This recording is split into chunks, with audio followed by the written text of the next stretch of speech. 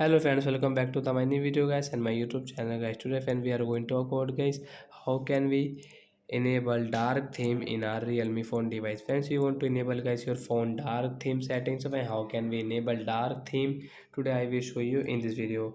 So first of all guys, open your phone setting without waste time to enable your dark theme. Then guys scroll it and friends you can see this type of settings. So friends we will click on guys this display and brightness setting guys. So as you can see your dark mode means get dark theme setting guys, we will enable from here up right side guys, tap here and friends come back. So as you can see guys your dark theme will enable in your Realme phone. Friends you can see guys your background will dark, everything will be dark in your Realme phone device guys.